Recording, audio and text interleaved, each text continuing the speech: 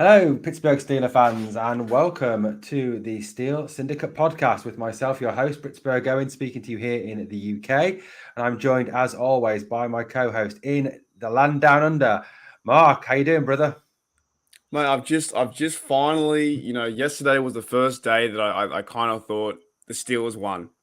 You know what I'm saying? I was like, I feel good now. We have a timeline for TJ, and I feel like that was one of the weirdest victories I've ever seen in my life. It should have been a loss twice, but Steelers are 1-0. Steelers are leading the division, by the way.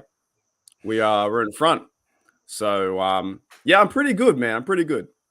Cool, excellent. And we are very fortunate today that we are joined by the Steelers beat writer for the Pittsburgh Post Gazette, Mr. Brian Batko. How you doing, Brian? Doing well, Owen. Doing well, Mark. I've been on, in a lot of different cities in the U.S. talking about the Steelers. So now I can cross another country, another continent off my list. So that's pretty cool. Yeah, so you got England and Australia tonight. Plus, obviously, we'll have some guests, obviously, at some points in the live chat as well from the United States of America. So, as Mark was saying, Brian, obviously Sunday was a very, very odd game against the Bengals. What were your key takeaways from the victory over the Bengals on Sunday? Yeah, I mean, I think a big one. We always like to put the microscope on head coaches and criticize them when they make decisions that aren't good and hurt the team. But how about a little bit of credit for Mike Tomlin? He took some heat for playing his guys in the preseason, and that third game, we know that there were some injury scares with T.J. Watt and Deontay Johnson against the Lions. But I mean, they hit the ground running in week 1 of the NFL season. Just like last year in Buffalo, they came out there and it was Joe Burrow and the Bengals who were rusty, who really didn't play much at all in the preseason. So, I mean, this was a team that was ready to go. They were prepared. They made Burrow look ordinary. And, I think the Bengals are going to be just fine moving forward. But for 1 week at least, the Steelers pretty clearly had the upper hand, and that defense was a force to be reckoned with. Absolutely, the defense was absolutely awesome again, and I know obviously you're speaking there about Mike Tomlin as well. It's one of Mark's favourite things. Mark has his own little catchphrase, don't you, Mark, about Mike Tomlin? Oh, mate, Mike Tomlin's a winner. You need to deal with it. So I fight all the trolls on the internet. I mean, when I say winner, he's a winner at like life. He's a winner at like his family. He's a winner that leads young men. He's a winner in factual terms that he has a 155 record now. Sure, he's lost some playoff games, but he's a winner. And I think when I say that, I mean in a grand spectrum of things. Like, what better coach do you want to lead the young man to go in there and fire him up?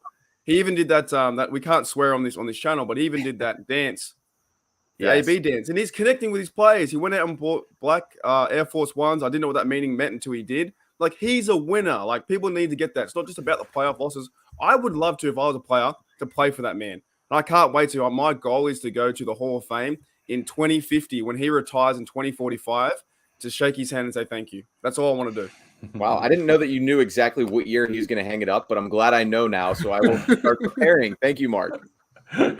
Brian, I know it's not on the topic of that game, Brian, and obviously looking forward to the Patriots game. But do you understand the criticism that Tomlin gets from a certain group of this fan base, or do you think it's just plain out of order? No, I mean, I get it. You want postseason success ultimately, and this city's more than most. You're judged by what you do in the playoffs, and if you don't hoist the Lombardi, it's often looked at as a down year. So, yes, you'd like to see him produce more when it matters, but those regular season games, those mean something too. There's only one team that can wear those rings at the end of every season, and if that's not you, of course you're not happy about it. But, a game like Sunday in Cincinnati, yeah, absolutely. I mean, he set a tone for it. He bought the shoes for the team. He basically said, we're going to go in there and, screw some stuff up, to put it mildly. And that's what they did. So we'll see if they can sustain that. We know he's got a lot of moving parts now with the offense, and they've invested a lot in the defense, but at least for now, this team just, you find those hidden wins that you might look back on in a few weeks or a few months and see the Bengals tearing it up and wonder how the Steelers beat them like we did last year with the Bills. And yeah, I think that just kind of speaks to the mentality that they've, that they've been able to manifest in that room. Absolutely, and I think like you said, the defense was absolutely lights out, awesome on Sunday. I mean, five turnovers, I think it was 7 sacks of Joe Burrow. Any normal game that would have been over by half time, I think. But this defense obviously is, in my opinion, is elite. It's an elite defense. It definitely showed up on Sunday. Do you think, Brian, they can maintain that elite status without TJ Watt?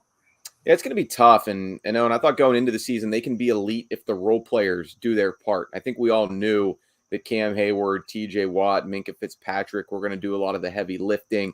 But could you minimize the mistakes from, your Devin Bushes, your cornerbacks, who none of them are really big names, your Terrell Edmonds, all those guys did their part against the Bengals. And I think if they continue to bring that, then yes, this defense can still be top 5, maybe even top 3 in the league. It's going to hurt not having number 90 out there, because you could always rely on him making at least one huge play for you week in and week out. So, can Alex Highsmith continue to do that the way he did against the Bengals? We'll see. Does Malik Reed have the kind of juice off of the edge to make some of those game-changing plays, strip sacks and tackles for loss, things of that nature? We're going to find out a lot about him. So, I think they'll be all right. The short term, their ceiling might not be quite as high, but as long as TJ, rehabs that pec, gets back healthy, no need to rush him, I think, if you're the Steelers, because, you want him out there being the TJ Watt that we saw week 1. You don't want him being the guy that we saw at times last year. I think of the Vikings game in particular, where he just wasn't right. I've just got a question for you, Brian. What are your thoughts on the secondary going into the season? We have Akilla Witherspoon, Cameron Sutton, Levi Wallace. Those guys have, some people have thrown them on the bus. We didn't know what to expect. What are your thoughts on how they played the Bengals, which have one of the best receiving core, and Joe Burrow? Did you find they kind of shocked the world, or was that kind of expected? No, it was expected by me. I thought they were solid. I mean, it certainly helped that T. Higgins would, miss the whole second half basically of that game. That doesn't hurt to have a guy like that go out. We know he did damage against the Steelers a year ago, so he's a problem they didn't necessarily have to deal with for most of it. I remember one pass specifically, I think on the left sideline, where Burrow targeted Mike Thomas, Higgins' backup. If it's Higgins in there, maybe he makes that grab. So. But beyond that, Akilla Witherspoon, he had the one mistake on the late touchdown to Chase. I don't think he played that right technique-wise. But for the most part, none of those guys are real sexy names. Witherspoon, Levi Wallace, Cam Sutton. I think the average NFL fan probably doesn't know a whole lot about them. But I think they can be a trio that just, allows Minkah Fitzpatrick to do his thing over the top, can plaster in coverage long enough to get after the quarterback. So, I think it's going to be a decent group. Maybe there's not a all-pro or even a Pro Bowler there, but Sutton's opportunistic. We saw that. Witherspoon, he led the team in interceptions a year ago with 3. So, I don't think it's a bad group at all, even if they're not really one that moves the meter for the average fan. 100%, yeah, 100%. I think, like I said, the defense was absolutely elite. On the other hand, the offense, shall we say, struggled a little bit. Obviously, this week, Mitch Trubisky has drawn an awful lot of criticism from some people in the media and also from some certain groups of fans. Do you think that criticism is fair that he's drawn, Brian? Yeah, I think he was maybe better than some people are giving him credit for, though. I mean, there were a few plays that, hey, in a perfect world, the best plays from Mitch Trubisky each week, we're talking about 45-yard frozen ropes down the middle of the field that lead to touchdowns, right? But, not every team has a Patrick Mahomes or Josh Allen or Justin Herbert at quarterback. For him, in his maiden voyage with the Steelers, some of the best things he did were corralling a high snap and running away from some pressure to negate a negative play, or scrambling a little bit, shaking off a defender, or that last one where the strike the Freiermuth down the middle on the free play. It wasn't the prettiest of starts. It wasn't always sharp and efficient from him, but kind of similar to Ben a year ago. He found a way to make just enough plays down the stretch. And I hesitate to say that sometimes you don't want it to be kind of results-based thinking in those terms, but it is a results-based business. And at the end of the day, they have a W next to their name with Trubisky as their starter. Yeah, absolutely. Now, sort of moving that forward to this forthcoming Sunday against the Patriots. Obviously, Mike Tomlin spoke in his press conference that what we saw from Trubisky in the offense was what was schemed for him, and perhaps not the full spectrum of what we'll see in the future. What do you think we need to see from Trubisky on Sunday to stop the volatile Acrisure, get the name right, the Acrisure Stadium crowd with the chance of Kearney, which are bound to come at some point if Mitch doesn't play well? So I think a fast start is going to be a big part of it. I mean, you always want that, but especially to what you just alluded to, you start with a 3-and-out. The natives are going to be restless here in Pittsburgh. So, just get something going early. There's always pressure on the quarterback and on the play caller. But if Matt Canada can script something really good for the early going, I think that'll help them with their momentum. They didn't even really need to start fast on offense last week because of what Minkah Fitzpatrick was able to do with that pick six. So I don't think the Patriots are going to be serving it up quite like that. Mac Jones's status is a little bit murky right now. So, I think their offense is going to play things pretty conservative, a lot much more so than the Bengals did. But if you're the Steelers offense, as much as everybody wants to see them throw the ball downfield and hit some deep shots, that's easier said than done. I think it could be just as much run after the catch type stuff. Maybe you find Deontay Johnson over the middle and he can make some guys miss or create a big play, that kind of throw short, run long mentality. Do you think, Brian, they target George Pickens more because maybe more in a home setting, they get him fired up and they get him going in the stadium and, get the crowd behind the offense? Because once they start doing that, then I know the Kenny Chants are going to come out. Like, they may be coming out now because that's how, as fans, we just are, right? But if they target Pickett, would that help us? Yeah, I think if there's more targets Pickens, Yes, I got you, Mark. Yeah, I think if there's more targets for George Pickens this week, it won't be a result of that kind of concerted effort as much as it would be taking what the Patriots give them. What I mean by that is, the Patriots like to shadow opposing teams' number one wide receivers. They did that last week with Tyreek Hill from the Dolphins. They don't have J.C. Jackson anymore. He's off the Chargers. We can watch him tonight, right? I think he's going to make his debut with LA against the Chiefs. And he's a really good corner, one of the best in the league, but they've replaced him with Jonathan Jones, who followed Tyreek Hill all around the formation last week. So they might send a lot of attention Deontay Johnson's way. And if they do, it's got to be Pickens. It's got to be Chase Claypool. It's got to be Pat Freiermuth picking up the slack. So maybe it'll just naturally happen more this week for Pickens after a pretty disappointing start to his NFL career. Yeah, I mean, there was at times I think he cut quite a frustrated figure, didn't he, on Sunday? There was body language was a little, I think it was, but that's to be expected, right? From a young guy who had all this hype and expectations from playing great in camp in the preseason. Then he comes out the first game that matters, that doesn't really get involved as much as he'd like. I don't think he's at a point yet where you can really force the ball his way to keep him happy, but maybe it'll happen organically. I've just got one off the cuff question. In your next article, any chance you can write "G'day" at the start? G'day Steeler Nation. Yeah, maybe I'll put that in my my mailbag tomorrow. Especially if anybody from across the pond or down under wants to send me some questions on Twitter or email for my weekly mailbag. We'll definitely get that going your way. All right. I mean, obviously going into this game on Sunday is obviously the home opener, big expectations, and obviously the Patriots had a very disappointing performance against the Dolphins. Is it a case though? I think we write off the Patriots, we write off a Bill Belichick team at our peril. Yeah, I mean the roster on paper is not overwhelming, right? I mean they just haven't. They're still in the stages, I think, of that transition, rebuild, whatever you want to call it, post Tom Brady. So, you certainly can't underestimate them. That they're going to come with a good plan. They're going to have the right sort of scheme. There are some intangibles at play here. Brian Flores now, I mean, he was deeply embedded in the Patriots organization for a long time. Gunnar Olszewski is a guy for the Steelers offense who spent a few years in New England. So, I mean, maybe you can pick up some tips here and there, some tricks from those two. But, this is a game that, Vegas, last time I checked, still has it at Patriots -2. So they obviously aren't writing off Bill Belichick and company. So it'll be an interesting X's and O's chess match for Tomlin and Belichick. Both of these coaches, have more of the defensive advantage in this game, no doubt. So, maybe whoever can scheme up a big play on offense will be the one that walks out of Acrisure with a W on Sunday. I mean, one final question, Brian, because I know you've got to get off because you've got family there. What do you see has been the key matchups for the Steelers on Sunday that they've got to win to walk out of Acrisure with a W in the home opener?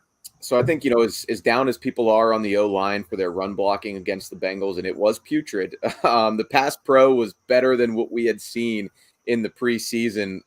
So, I think if Dan Moore, he needs to keep that up. I think he'll see a lot of Matt Judon, the former Ravens pass rusher who's in his second year now. Patriots. We know he's terrorized the Steelers in the past. So, I think they'll try to get him one-on-ones with Dan Moore, and he needs to continue to hold his ground the way he did against Trey Hendrickson, who's a 14, 15 sack a year type guy for the Bengals. We'll see if Moore can continue to do that. If not, it could be a long day. It could be a lot of Mitch Trubisky running for his life beyond those designed rollouts and sprint outs. So that could throw the offense even more off schedule, and we know that right now they need some timing. They need to get in a groove and find a rhythm in order to move the ball a little bit more.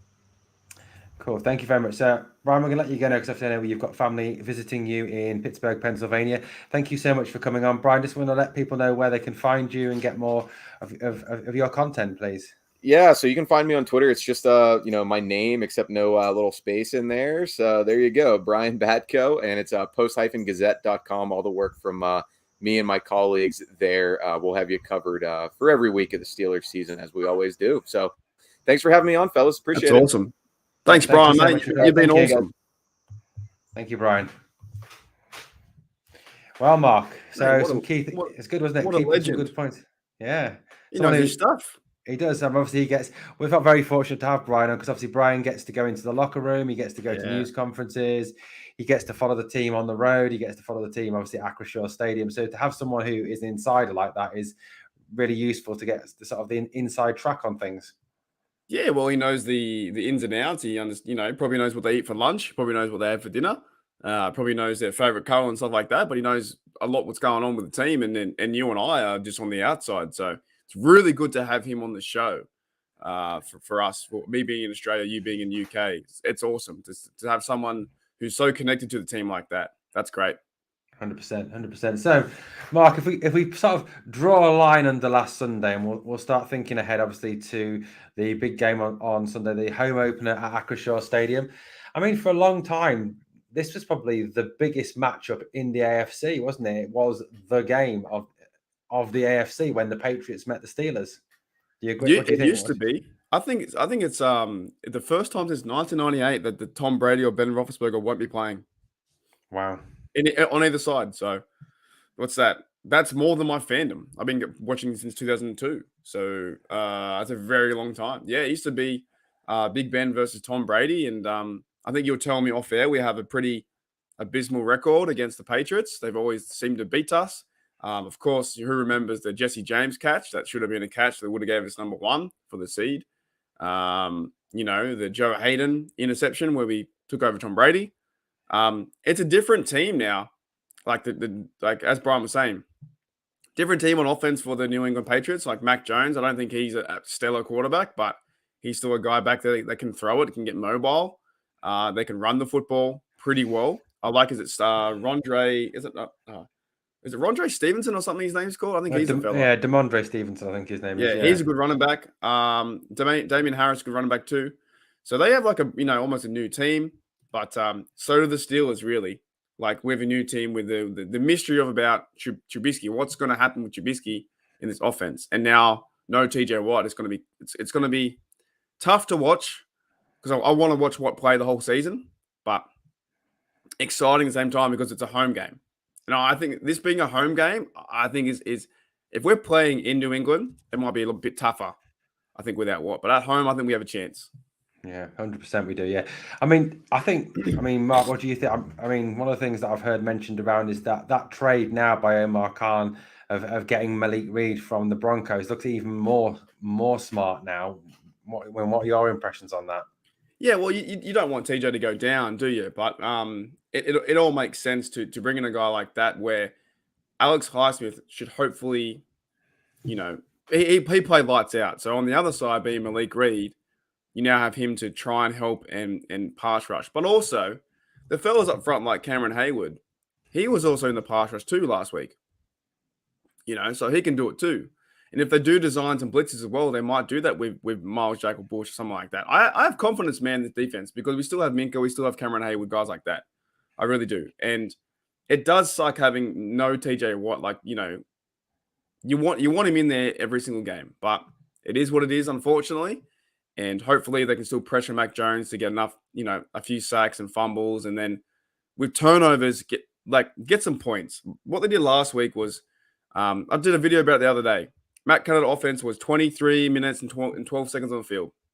They need to hold the football longer. Otherwise, we're in trouble. If they don't hold the football longer, we're in trouble, dude. We're in big trouble. Like 23 minutes and 12 seconds is not good enough. It needs to be around 28 minutes, 29. And with that possession of like 5 turnovers, it should have been 32 or 34 minutes easily. And he didn't hold the football. I mean, obviously, go back. Obviously, Malik Reed. Malik Reed is no mug. Actually, for someone obviously who played a bit of a backup role in Denver as well. Look at the number of games that he actually started. The guy, obviously, career-wise, in his 4 years in the NFL, he didn't play much last season due to injury, but 15 sacks in his career, 30 quarterback hits, 15 tackles for a loss, 4 passes defense, 3 forced fumbles, 2 fumble recoveries. This guy is no mug. He is. A quality depth piece, obviously a quality outside linebacker 3 who can step up when he needs to be. So that's obviously very encouraging for the Steelers defense. And look, I think obviously losing Watt is huge. And I think if any team lost a player of the caliber of TJ Watt, it would be massive. But as Mike Tomlin said, it's not a case, in this case, it is not a case of next man up. It's a case of just everyone else step it up. And I think that's like you said, isn't it? The likes of Ogunjobi, likes of Hayward, the likes of Tyson Alualu, Devin Bush, Miles Jack, Alex Highsmith. I mean, Alex Highsmith was absolutely phenomenal last Sunday. I thought he was absolutely brilliant.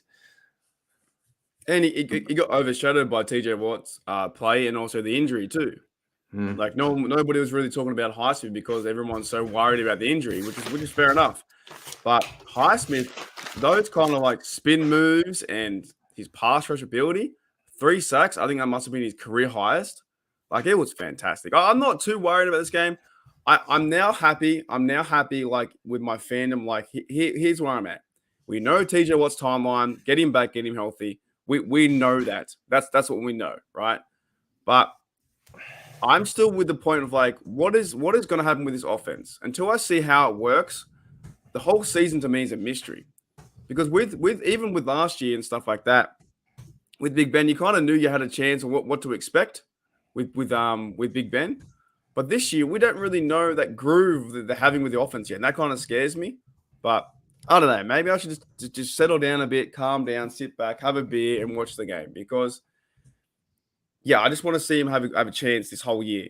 And I think with Trubisky, what I saw last week was kind of like, oh boy, it kind of scared me. I don't know if it scared you. No, I mean, it did to some degree. I mean, Alex Highsmith, like, it was just recapping that, not in the game on Sunday, he had 9 total tackles, 2 tackles for a loss, 3 sacks, 4 quarterback hits, 6 quarterback hurries, 1 forced fumble, and a 12.3% pass rush win ratio. And it was a phenomenal performance. And I think the only thing, obviously, that led to him not getting deployed is that he perhaps deserved, obviously, with the performance of Minkah Fitzpatrick. But yeah, you're right. Mitch Trubisky was slightly concerning on Sunday in terms of how he played. But then, did Mike Tomlin cleverly shift the blame from Trubisky to the coaching staff by saying, well, that was what was schemed for him? I mean, was that his aim, do you think, Mark, in that news conference on Tuesday? He still didn't look comfortable back there. He didn't look. I know he went down the field and won the game, but something just felt off. Like, in my stomach when I was watching the game, my gut feeling was like, we're going to lose. We had all these 5 turnovers and we can't move the football, and we're going to lose because the O-line, I thought, played quite well, right? Not great, but well enough. And I thought we're just going to lose, man. I was like, ooh, dooly. Nothing was going right. He couldn't find receivers. He was throwing footballs into lanes where defenders could pick them off. They didn't, but they could have. I don't know what I feel. And I think as the more data we get, and maybe this might change, with the leash being shorter, but three or four, games in, we're going to see and have a bit more data to be like, okay, that's Trubisky. That's who he is. That's who he is. And then we'll have the discussion, well, should Kenny come in? But I'll cheer for him. I'll support him. I want them to win. I want them to go out there and throw it to Pickens, throw it to Claypool, and start to move the offense. Like, he had some good plays to Gentry and those kind of blokes too, right? But something just felt like we were like just hanging in there, and 5 turnovers to not win was crazy. So, but we have a new game with New England, and I think being at home as well, I think this is the best chance to see his true potential, I think, in this offense. If that makes sense. If Trubisky can be comfortable at home and have a running game, then we have half a shot. But if we see the same thing, the Kenny Chants are going to start quick and early. Yeah, absolutely. I mean, Brian Harrington in the live chat makes an interesting point. He says, "Who is the heart and soul of the Pats in the past when they were winners? Brady or Bill Belichick?" Answer: Brady mostly. Pittsburgh will win this week. Do you think it was? I mean, is that right, or is that discrediting Bill Belichick? I mean, Bill Belichick's a phenomenal coach, man. He's a bit like Mike Tom. When he doesn't sleep, he just keeps thinking up new schemes, new ideas. He likes to put pressure on rookie quarterbacks. He has got a really good record on rookie quarterbacks. I'm not sure what his record against Mitchell Trubisky is, if he's ever played Mitchell Trubisky, so that would be quite interesting to know. But Bill Belichick's going to come ready, man. The Patriot way, they're always ready, you know? They're going for the new era. I think in this game they're going to run heavy a lot. And if we can't stop the run, they're going to dink and dime us with Mac Jones and then play solid in defense. And this could be we didn't take our chances with the 5 turnovers. We can't turn the football in this game, and we don't hold the ball long enough. We're in big trouble, huge trouble. So that's what I kind of get a bit worried about. But it's 0-0, and if we have some little faith in Trubisky, but he's a captain, man. He's got to go out there and do it. So I'm keen. I'm kind of keen. Look, I know it sounds funny. I'm kind of keen to see the next month of football, and then we can really address what's going on. If that makes sense. Yeah. You got the Pats, Browns, Jets, all those games. After that, is Trubisky throwing 3 touchdowns and 0 interceptions good enough for the offense? You know what I mean? If it's over that time, like, I don't want a game manager. I want someone to go out there and throw the football down the field.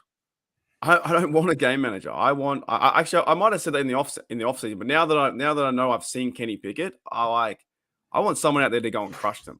This defense can allow that. Defense can allow us more opportunities to go and score points.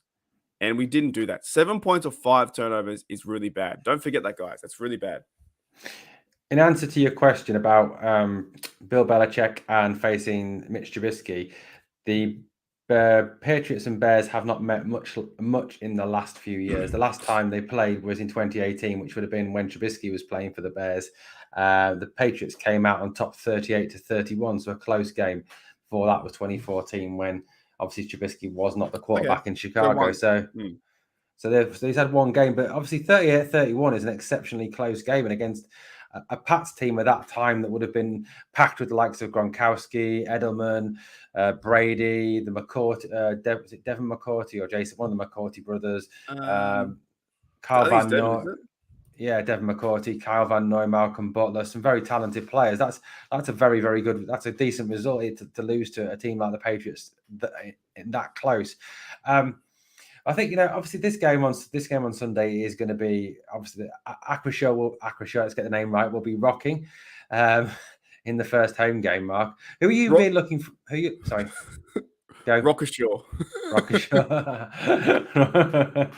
It's got to be better than Acrisure. It sounds like pile cream to me still. Who are you really looking forward to seeing on Sunday, Mark? Who do you really want to see step it up and really sort of go out there and prove, they are the Steelers that we think they are? There's a few names I think on offense. I want to see the Najee Harris get back at it. I want to see the running game go well. I want to see Trubisky play. They're all eyes on Trubisky to me.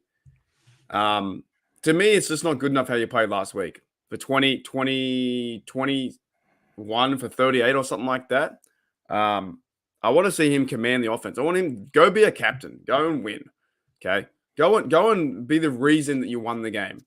Not just be a game manager. And sure, you had the free playing and got it to move. Like, you did some good plays, maybe like 4 or 5 good plays. But I want to see consistency on offense and tear apart the defense. That's your job, man. Your whole job the whole week is to find out their weakest link, exploit them, and go out there and do it. Now, it's a lot easier for me to say this sitting in my room, but I really just want to see the Steelers fire up and wouldn't be a big shock if after the game that Trubisky went 3 TDs and really took command. Like I want a guy who can take command of the offense. Mm-hmm. And because these early games are going to show what we're going to be watching for the whole year.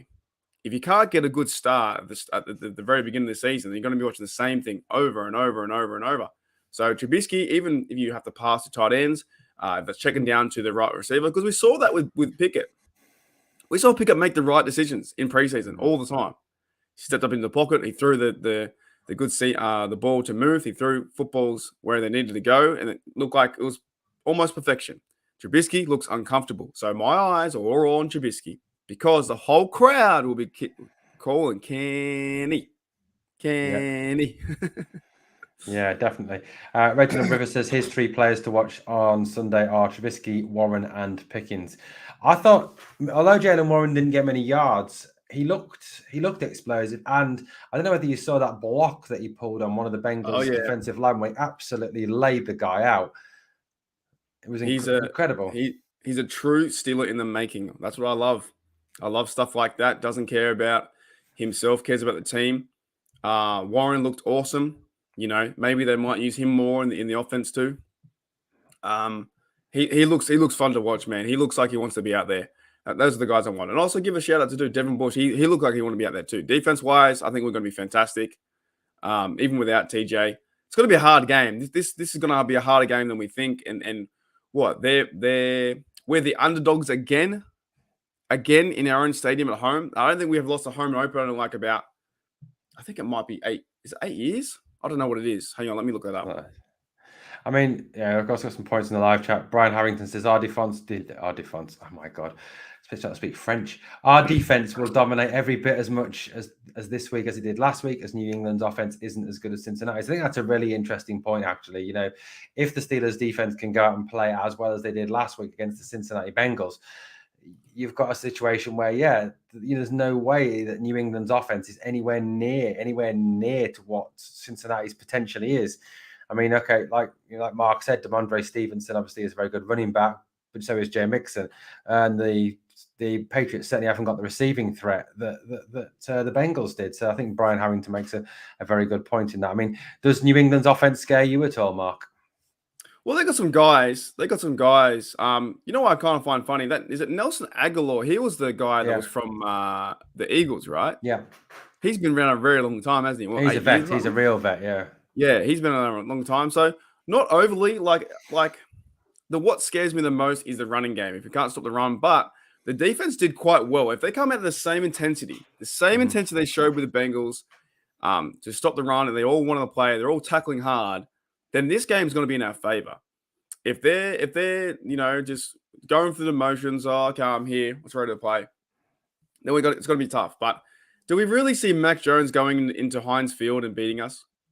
That's the big question. Can Mac Jones go and score 3 touchdowns? Like, to me, it's can he score 3? Because all we're going to do is keep teams under 20, and I think we have a chance. If we can score 3 touchdowns and keep them under 3, and if you look at the defense, right? Sorry, Mac Jones versus our defense, can he score 3 touchdowns? Burrow could only score 2, and he threw 4 interceptions. This defense is good. So do you see him scoring 3? 21 points? No chance. I see one TD maybe, but I like the secondary, and maybe running as well, maybe 1, so maybe 14 points, maybe. I mean, I think personally, as well, the Patriots are suffering from a post Josh McDaniels hangover. That offense was so dependent on the Josh McDaniels scheme and the magic that, however he does as a head coach in Las Vegas, I think we can all acknowledge that McDaniels was an absolutely outstanding offensive coordinator. And the Patriots haven't really appointed a offensive coordinator to replace them. And there was a bit of a muddied waters when it comes to who is calling their plays. I've read in some publications it's Belichick, but he's obviously a defensive mastermind. I've read in others that it's Matt Patricia. I mean, ask Grid what he thinks of Matt Patricia. I mean, the guy was done. He destroyed the Detroit Lions. And then you've got Joe Judge, who I think was the offensive coordinator with the Carolina Panthers and was sacked because he was so poor. So I think they do suffer, from the fact they don't seem to have a clear offensive scheme going into this game. And that's got to be encouraging for our defense. So, Mark, as we sort of try to pull this together, obviously with the wear of the time mark, let's get some score predictions. Live chat, I know earlier, Reginald Rivers predicted 27-20 yeah. Steelers. Good prediction. So, guys, in the live chat, if you want to type your predictions into there, Jay, definitely don't worry. I know we don't have to ask you because I know you whenever you say you predict something, it always goes the other way. So, Mark, have you got a score prediction for Sunday? Just before I do, my score prediction last week, I was 1 point off, I did 23-21. Yeah. I was 1 point off. I thought it'd come down to a buzzer. I didn't think it would be like that. I thought we'd be losing and then come back in the last 2 minutes. Yeah. But this week, I'm going to go with something a bit weird too. I'm going to go with the Steelers are going to win 16-10. I see a low-scoring game. I see the defense holding Mac Jones out. They may get a touchdown and a field goal, right? And they can't move the ball. They're going to be it's going to be punt city. But at the same time, I think our offense struggles too. Yeah. I think you can't from 1 week go from playing that badly or that terrible or not consistent to then turning it around and throwing 4 TDs. Mm-hmm. It's a learned thing. It's a culture thing. It's a training thing. It's like it's a Matt Canada offense kind of thing. So yeah, I think we only score low points. Now I could be completely wrong, but I'm going to go with 16-10. That's my score. Okay, and still Megatron. What a great name, Megatron. Wasn't that the dude from Transformers? Megatron. Yeah. That's the like back in the cartoon days, and they made all the movies about him, and that's what they used to call Calvin Johnson, and then now Claypool, your mate, has got Mapletron. I'm not too sure how well that's going in. You can't give yourself a nickname. He gave himself that nickname. Yeah, you've got to earn a nickname. You can't just give yourself one, can you? Because that, just on a side point, that's what happened with Ahmad Sauce Gardner. The guy who the Jets drafted. Apparently, the Jets defensive insisted he's not going to be called Sauce until he earns the nickname Sauce. he's got a whole brand and stuff like that because his first name is like Sauce and stuff like that. But Claypool's got his whole design. Like he went out and did everything Mapletron. I'm not too sure how well it's selling, but to me, I haven't called him Mapletron once. My prediction is I'm going to go for 20. I'm going to go for a weird score, 22-10 to the Steelers. I like that. 22-10, and it's going to be 5 Chris Boswell field goals and one defensive touchdown. No offensive touchdown. So you're going the same thinking as me. That is that they just can't do something on it. They can't get the nuts and bolts together just yet. Yeah, I got the score wrong last week, but I did get the walk-off Chris Boswell field goal bit right at the last week. I just think that Belichick will have that defense well drilled and good to go against this team. And I just think that unless the O-line majorly steps it up and really starts to open lanes for Najee to run in so we can establish a run game, it's going to impact the passing game. So I do think that obviously and if you saw last week when we did get down into the red zone on the rare occasions that we did, we just could not punch the ball into the end zone. There was the one with the 2-yard floated pass to Harris, I can't remember who it was today, but I was reading an article on break today, and it said that any decent defensive back would have anticipated that float pass and just taken it back to the house. Imagine that. So, so Brian Harrington asks us a question here in the live chat. He says, do you guys believe Tomlin when he says that Trubisky is our starting QB, end of story? Or is he just showing confidence in Mitch to support him and is thinking of starting Kenny sooner rather than later? What I reckon truly is what they're doing is for the next 4, 5, 6 games, they're looking at data and they're saying, well, what's going to happen with Trubisky? And then if he's playing the same way the whole time, put Kenny in. You know what I mean? Like, if he plays the way the whole time, you cannot win playoff games like this. You can't win. You can't be a game manager. And if we can't run the football, you can't win playoff games like this. 23 minutes possession is terrible. You need to do possess the ball and play some exciting football at some stage and put your foot down on someone's throat to put it nicely. You have to do that. I think that happens with Kenny Pickett, and he's more exciting. But, give Trubisky a shot. Give him a shot for 3 or 4 games early in the season. We got away with a win, right? We got away with a win. And if he still plays poor in 4 games, then come to an assessment saying, well, Trubisky, you've done this, but we have our defense. We're going to try Pickett. That's if I was a businessman, that's what I would do. I would play Trubisky first, see how he goes. You might escape with 2-2, 3-1, or hopefully not 1-3 or 2-2. And then if you're still playing poor, bench him and say, look, it's no hard feelings. We're putting in Pickett. That's what I'd do.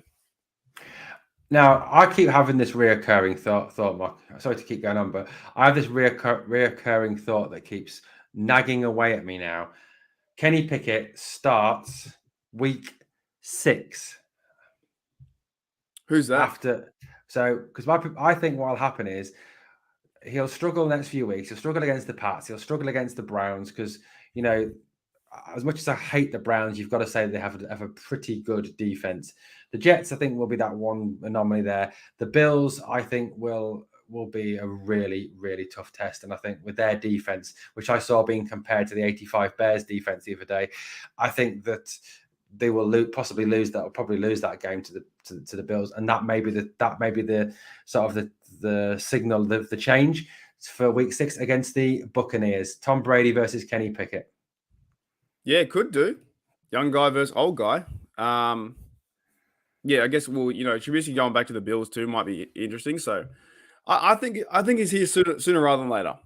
I really do. I think you're not going to wait until week 12, week 13. You're going to put him in there sooner rather than later. And if he does play horrible, then chuck him in.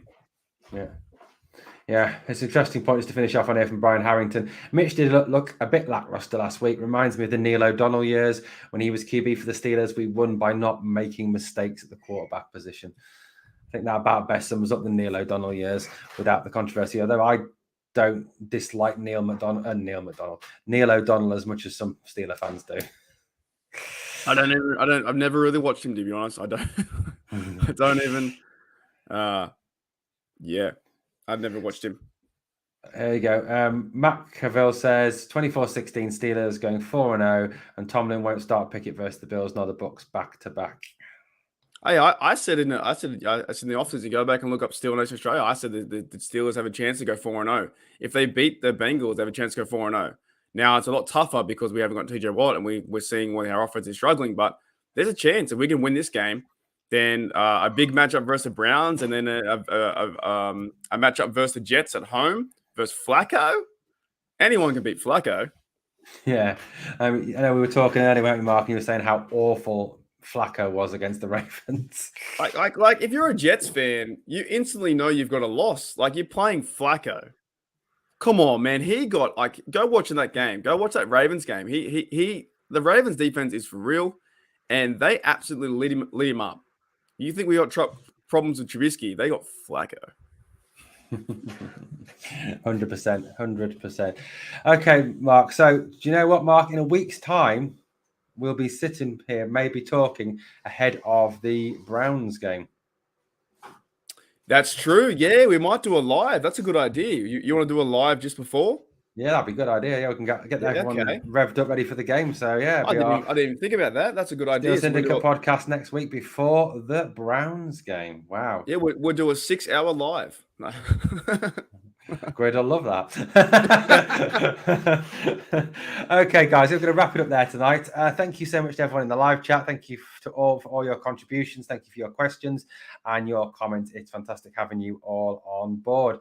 So, guys, we will be back on Sunday with the post-game show after the game against the Patriots. Mark, a question for you, and I think all our audience wants to know: are you getting up at 3 a.m. and live streaming? Yes, 100%. I loved it last week. I go to bed at 7 p.m. or 8 p.m. and then I wake up at 2:45 to watch the game. And then I go to bed straight after. So I'll be up. So yeah, guys, if you want something to do as well as watch the game, if you don't want to listen to the awful commentary of the likes of Chris Collinsworth and Tony Romo, watch the game with the sound turned off and we'll have the live stream on next to you. Steelers Nation Australia with Mr. Mark Davison. Be far more entertaining. Definitely there. Be there with Mark. I'll be half awake, man, but I'm pretty keen to see this game. I really am. The offense, and I don't know. We're 1-0, right? We can go to 2-0, man. That's a crazy thought. 2-0, we can do it. I'm definitely gonna watch the game with the sound off and have Mark on instead as the commentary. Okay, guys, thank you very much for watching. Mark, do you want to send us out? Hey, look, man. it's not over, right? It's not over for our Steelers, but it really hasn't even begun.